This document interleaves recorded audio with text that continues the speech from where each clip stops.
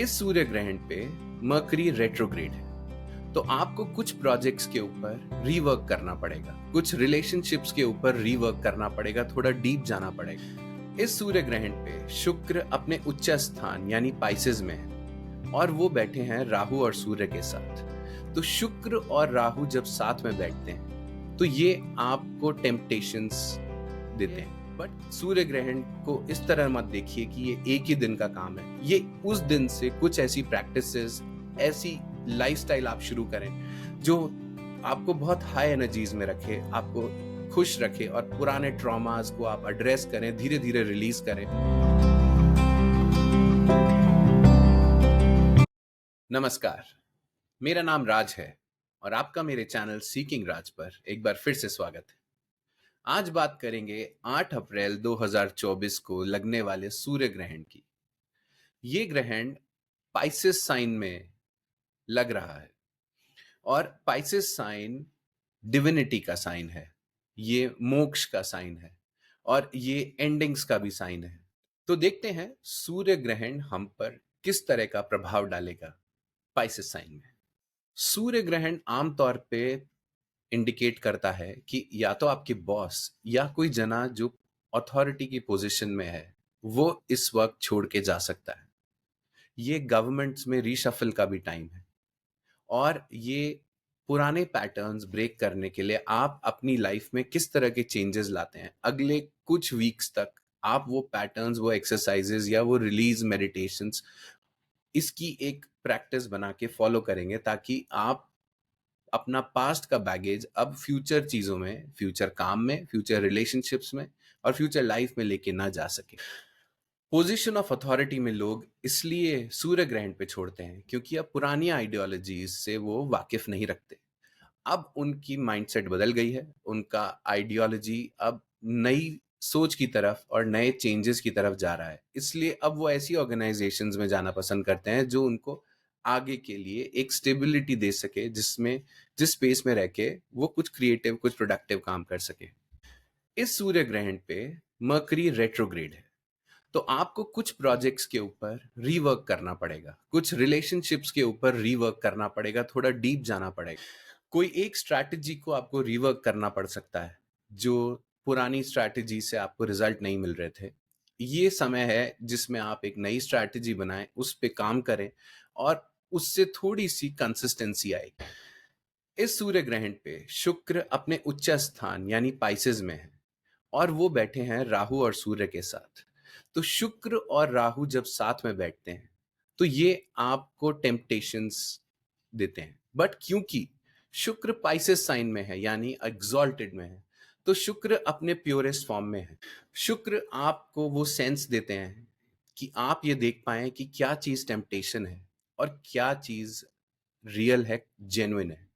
तो जब ये दोनों प्लैनेट्स आपके सामने आएंगे तो कुछ कंफ्यूजन्स जो आपको रिलेशनशिप्स को लेके, पैसे को लेके या जिस भी पर्सनल रिलेशनशिप, बिजनेस रिलेशनशिप को लेके जो भी कंफ्यूजन्स बने हुए हैं, आप इसे खूबसूरती से इवेलुएट कर पाएंगे क्योंकि इस वक्त शुक्र अपने उच्च स्थान में है और राहु आपको इल्यूजन जरूर देगा। आपको हर बार राहु वो चीजें, वो थॉट्स, पुरानी चीजें रेमिनिस करवाएगा जिसमें आपको लगेगा कि हम जिस रास्ते जा रहे हैं वो सही है भी कि नहीं।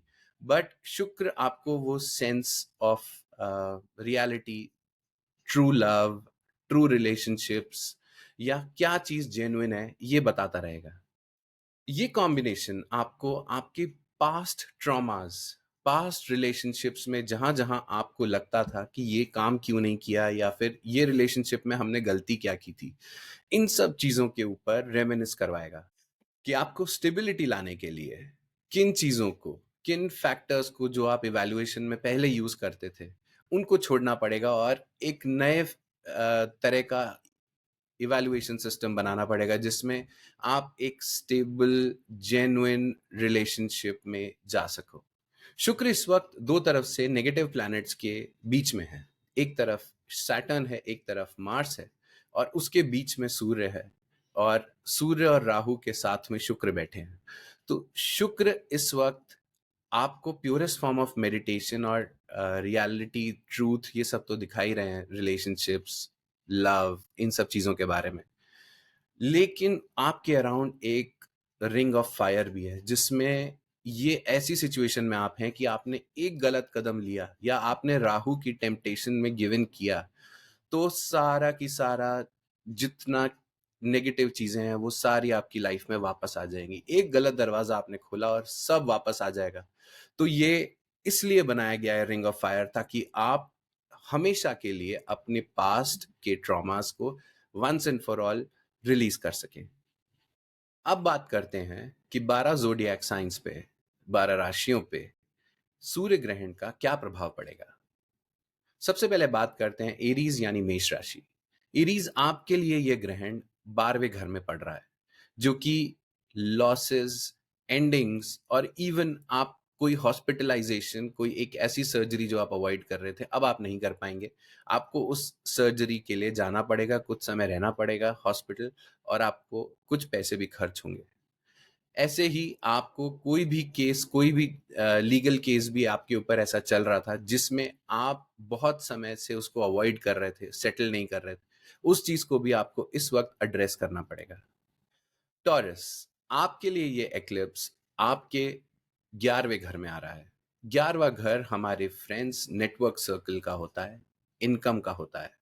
आपको किसी तरह की कोई रिविलेशन अपने फ्रेंड्स, अपने नेटवर्क सर्कल से होगी, जिसमें आपको लगेगा कि हमको कुछ चेंजेस या तो अपने अंदर लाने पड़ेंगे या कुछ नेटवर्क सर्कल में से कुछ लोगों को हमें छोड़ना पड़ेगा, क्योंकि अब इतना नेगेटिव इम्पैक्ट इन लोगों का हो गया हमारी लाइफ पे कि उससे हमारी पर्सनल लाइफ अब अफेक्ट होने लगी है। जेमिनाई, जेमिनाई राशि आपके लिए ये एक्लिप्स 10वें घर में आ रहा है। 10वां घर आपके काम, वर्क स्पेस और पब्लिक रेपुटेशन का होता है। 10वें घर में आपको आपके वर्क प्लेस के ऊपर कोई एक ऐसा रिलेशनशिप जो अब टॉक्सिक हो गया है, या फिर आपके वर्क एनवायरनमेंट अब आपको सूट नहीं करता है, तो मोस्टली आप अब तय करेंगे कि अब इस जॉब से मुझे रिजाइन करना है, मेरी आइडियोलॉजी अब इन लोगों से मैच नहीं करती and I have to move on. कर्क राशि यानी कैंसर, कैंसर के लिए ये एक्लिप्स आपके 9th हाउस में आ रहा है।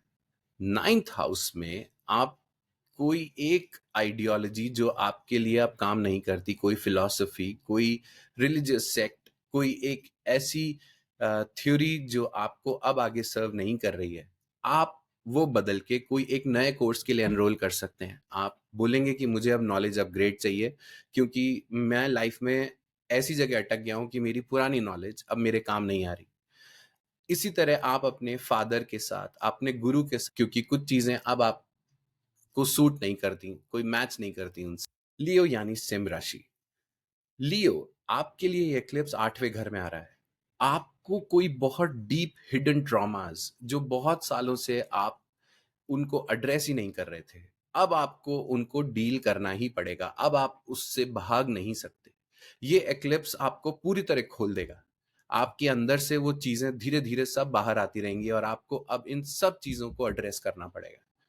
ये एड्रेस करने के बाद जब आप कुछ ऐसी प्रैक्टिसेस, कोई ऐसे मेडिटेशंस या काउंसलिंग लेंगे जिनको आप जैसे आप ये पास्ट ट्रॉमास से हील हो सकें, तब आपको पता चलेगा कि जब ये हीलिंग के बाद आपका जब थोड़ा हार्ट खुलेगा, हार्ट मतलब यहाँ से हार्ट चक्रा खुलेगा, तो आप बहुत एक्सेप्टिंग और एम्ब्रेसिंग हो जाएंगे लोगों के लिए और नए एक्सपीरियंसेस के लिए भी। वर्गो, आप इस वक्त ऐसे फेज से गुजर रहे हैं जहां आप एक कमिटेड रिलेशनशिप ढूंढ रहे हैं, या तो बिजनेस में या अपनी पर्सनल लाइफ में। राहु वीनस के साथ आपको लास्ट कुछ टेम्पटेशंस ऐसे देगा जो आपके पास्ट में है, जिनको आपको अब रिजॉल्व करके आगे एक स्टेबल क्लीन रिलेशनशिप की तरफ जाना है। तो जितने भी पास्ट में टेम्पटेशन से आप लोगों ने गिवन किया है या जिनसे आप डील नहीं कर पाए, वीनस अब राहु के साथ आया आपको ये बताने के लिए कि इन रिलेशनशिप्स की या इन पास्ट ट्रॉमास की इनकी रियलिटी क्या है, ताकि आप अब एक स्टेबल लाइफ, स्टेबल रिलेशनशिप की तरफ आगे जा सके। लिब्रा, लिब्रा, आपके लिए ये एक्लिप्स 6ठे घर में आ रहा है। 6ठा घर कोर्ट केसेस का, एनिमीज का और लोन्स का होता है। अगर किसी से आपकी एनिमिटी बहुत टाइम से चली आ रही है, तो अब आपको उस रिलेशनशिप को सुधारने के लिए कुछ स्टेप्स लेने पड़ेंगे। अगर आपने किसी लोन के ऊपर बहुत टाइम से आप परेशान चल रहे हैं, तो उसको सॉल्व करने के या उसको रीपे करने के तरीके भी अब आपको पता लगेंगे। कोई कोर्ट केस है, अब वो कोर्ट केस भी रेजोल्यूशन की तरफ जाने लगेगा, क्योंकि अब आपको वो सेंस आएगा कि इसको रिजॉल्व कैसे करना है, या आपको अपना ईगो छोड़ के या अपने पुराने पैटर्न्स छोड़ के आपको ये समझ आएगा कि हम अगर इस एनिमिटी को खत्म कर दें तो हम ये कोर्ट केस भी रिजॉल्व कर सकते हैं। स्कॉर्पियो, आपके लिए ये एक्लिप्स आपके 5वें घर में आ रहा है। आपके लिए अब ये समय आया है कि कोई एक ऐसा लव रिलेशनशिप या कोई ऐसा रोमांटिक एनकाउंटर, या आपके बच्चों की तरफ आपका जो ध्यान नहीं जा रहा था, उनके लिए आप कोई बहुत बड़ा डिसीजन अब आपको लेना पड़ सकता है। अपने बच्चों की हेल्थ, उनके फ्यूचर के लिए, या कोई एक ऐसा रिलेशनशिप जो अब आपको सर्व नहीं कर रहा है।